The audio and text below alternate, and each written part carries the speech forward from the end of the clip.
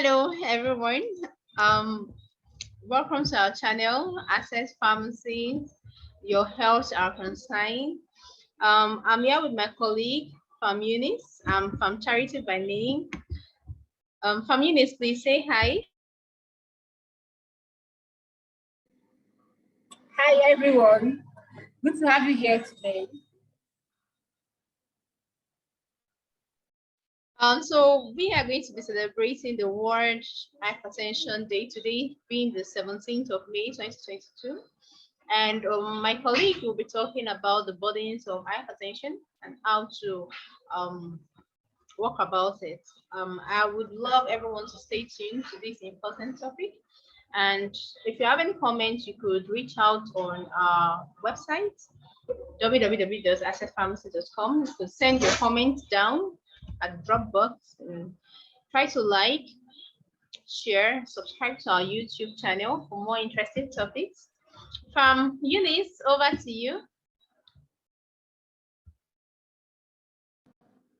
Okay, thank you from Charity. So basically we'll be talking about how we can reduce the burden of hypertension. And there are basically two processes involved in this.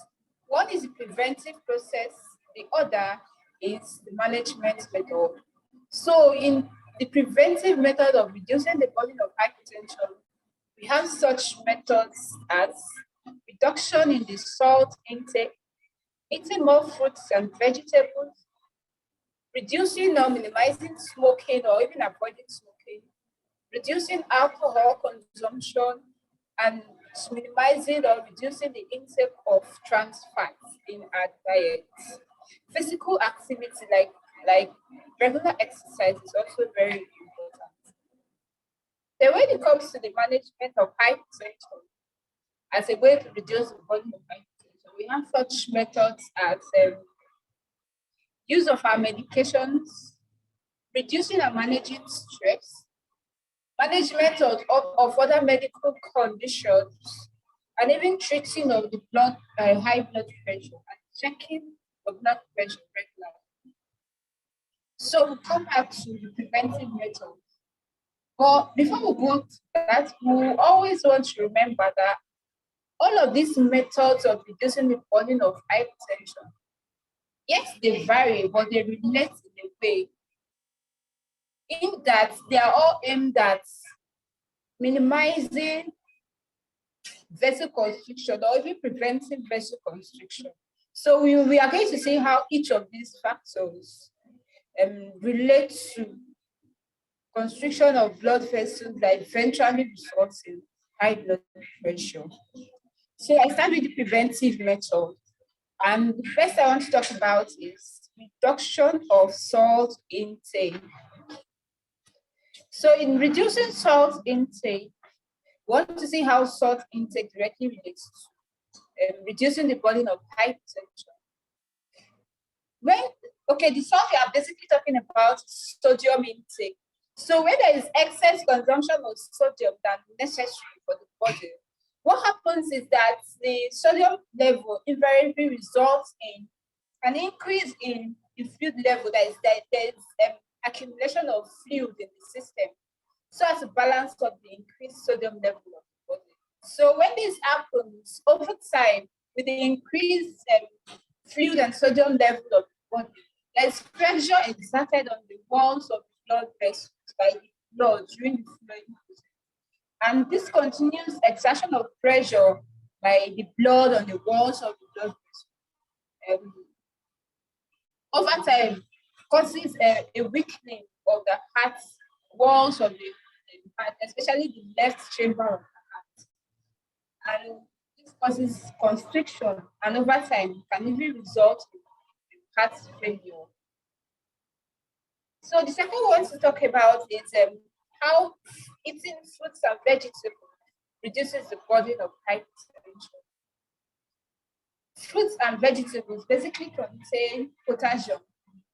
So this potassium content of the fruits and vegetables that we eat, what they basically do still is to normalize the sodium level. They strike a balance between the sodium level. So when there's a balance in the sodium level of the body due to the presence of potassium, Then constriction of blood vessels is minimized, and the blood pressure is also controlled, and it does not become outrageous. So some of these fruits and vegetables we are talking about include avocado, pear, pears, apples, and the rest when it comes to food. Then when it comes to vegetables, we have carrots, we have broccoli, we have a whole lot. You could find out more for yourself. Next, we want to talk about in terms of prevention of the burden of hypertension and consumption of alcohol. When we consume alcohol in excess, it causes the calcium levels in the system to rise. And this increased calcium level, invariably causes the attachment of this calcium to the walls of the blood vessels. And this also results in vasoconstriction. So when there is vasoconstriction over time, the pressure exerted on the walls of the blood vessels is increased, and this prolonged increase in the pressure exerted by the walls on the walls of the blood vessel results in hypertension. Another thing that alcohol consumption does is that it affects the renin-angiotensin system, and basically what it affects is the renin. It results in an increased level of renin in the system, and when there is increased level of renin in the system, vasoconstriction also occurs, and prolonged vasoconstriction also over time results in high blood pressure. So that's why it's necessary that we control or reduce the level of alcohol. The third on our list is being physically active. Physical activity in terms of exercise in various forms, what they basically does is that they relax the heart and the vessels. So when the heart and the vessels are relaxed, they tend to function normally, not under stress. And normal functioning of the heart does not exert any form of pressure on the heart. And so the blood level is kept at a minimal. Next on our list is use of tobacco. Tobacco also has a way of increasing blood pressure, because tobacco causes fatty deposits on the vessels or on the blood vessels through which the blood flows. And when there is fat deposit on the vessels, this impairs the flow of blood. They don't flow smoothly and normally as they would happen on a normal day. So over time, this accumulated fat causing this stress on the flow of blood causes also increased blood pressure. So we basically talked about reducing salt intake, reducing alcohol consumption, eating more fruits and vegetables, being physically active, limiting our use of tobacco. So the next we want to talk about is limiting our intake of trans fat, especially. Yes, trans fat. When we consume more trans fat, but say, well, they also cause deposit on the walls of the blood vessels. And deposit on the walls of the blood vessels also over time impairs the free flow of blood, resulting in vasoconstriction and invariably resulting in hypertension. So we basically talked about how we can reduce the burden of hypertension by preventing. Now we want to talk about the management method, and they are very simple, easy to understand still. First on the list of the management method is also reducing stress. Reducing stress. Everybody knows that stress has a form of affects our body in different ways, especially it's stress, as the name implies, exerts pressure on us, on our system. That pressure exerted by stress also affects the blood vessels and flow of blood. And over time, if they are not controlled, vasoconstriction becomes prolonged, and with prolonged vasoconstriction, the workload on the blood vessels and on the heart is invariably increased. So blood pressure, increased blood pressure is likely to set in. So that's why it's necessary that we and manage stress. Then regularly checking our blood pressure. This enables us to know whether we are on the safe side or we are going beyond order. And it helps us know what best to manage the condition. Taking our medications, everybody knows that taking medication in one way or the other is basically what is necessary. It's basically what is necessary to stop hypertension, to control hypertension. So the medications that we take, they vary. You could consult your pharmacist or your physician to know which medication best works for you. And you should go for regular checkups to know if your current medication is actually achieving its aim in controlling your blood pressure as necessary. The next on our list is managing other medical conditions. There are a whole lot of other medical conditions that very necessary that we manage because they, in a way, have effects on blood pressure. For example, if we have a kidney problem, it's necessary that we manage any kidney disease because the kidney is like a regulatory system of the body. Many times it comes to fluid management. And I earlier talked about the renin and the resistance system. This is controlled by kidney. So if you have a kidney disease, the functioning of this system is impaired, and it invariably affects our blood pressure over time. So that is what we have to say about reducing the burden of hypertension. But before we go, we also want to talk about why it's necessary that we manage hypertension. Well, everybody might have a little knowledge of it, but we still want to help it. It is very necessary that we manage hypertension, high blood pressure per se, because it can result in every other complication. Like medically, it is a risk factor to a whole lot of disease conditions. Yes, the cardiovascular system is mostly affected. So when the blood pressure is not controlled or is not monitored over time, it might result in stroke, it might result in heart failure, it might result in heart attack, and it also can also result in what is known as admission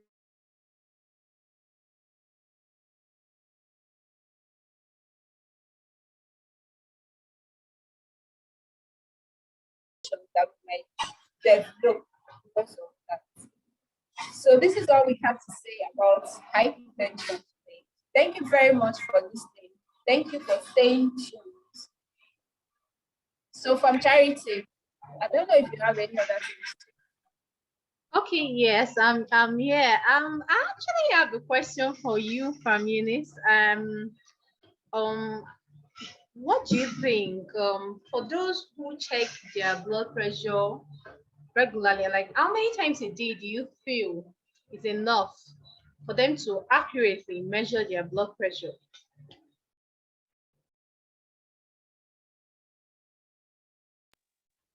How many times they should measure their blood pressure? Well, measuring your blood pressure once a day is not out of place. But in cases where the pressure is very severe, like when the blood pressure is going out of control, it is very necessary that you check it at least twice a day.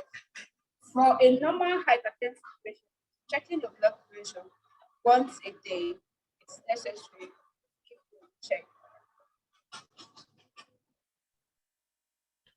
Okay, thank you so much, thank you so much. I also want to add, because you mentioned eating avocado here, apples, and some other fruits.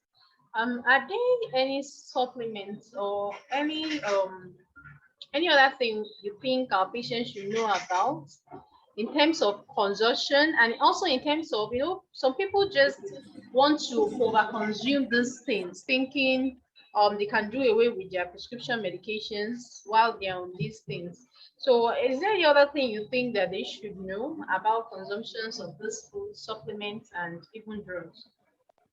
Okay, thank you for bringing this to my notice. Well, there is this saying that every drug is a potential poison. So when it comes to medication use, we have some medications that are supplements. Besides the food, I'll come to the fruits and vegetables aspect. But we have some medications that are supplements that aids cardiovascular health. So if you ask your physician or your pharmacist, they could tell you about it. But one thing worthy of note is that these supplements, they in no way replace the use of medications when necessary. So they are just meant to strike a balance while allowing medications to effectively do their work in controlling the blood pressure.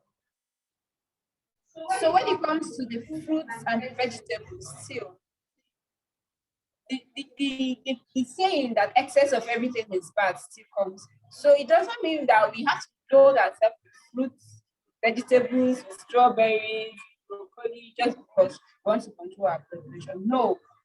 Yes, they help to a very great extent, but they are not meant to replace all their purpose is not exactly to return our blood pressure to a normal state, but they are aimed at controlling, striking a balance to ensure that our blood pressure is kept under check.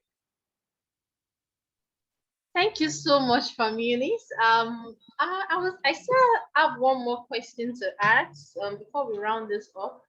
I didn't know if you could help explain a link between obesity and hypertension, because I think obesity should be one of these risk factors for hypertension. So, is there anything you want our audience to hear more about? Right. Thank you for bringing that to my notice.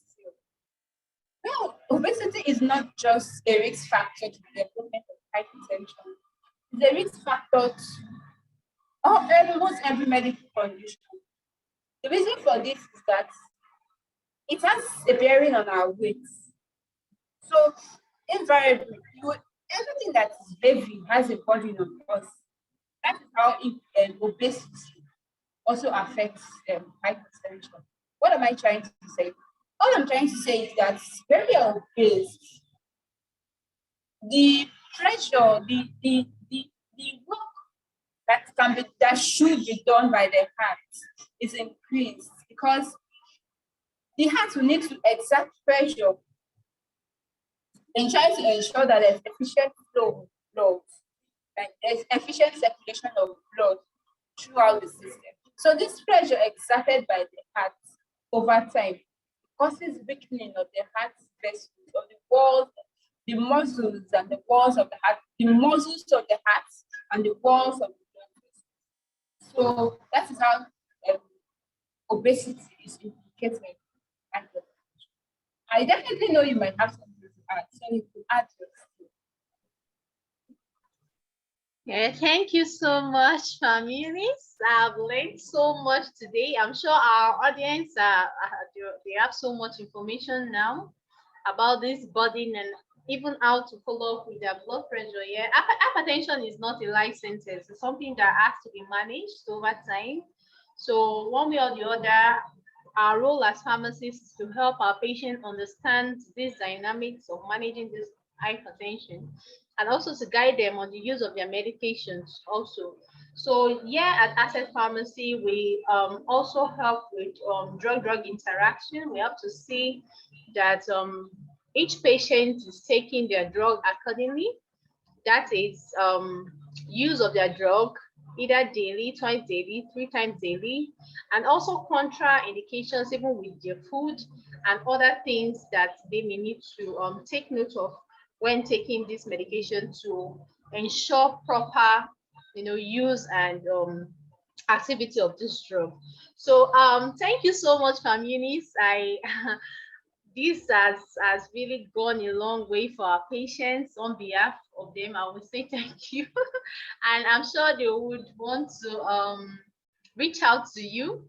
So if you want to ask more questions to Famunis, you could reach us at WhatsApp line 09034553795, or you could place a call, ask for Family. She's always available to help our audience, our patients. Follow us on our YouTube channel.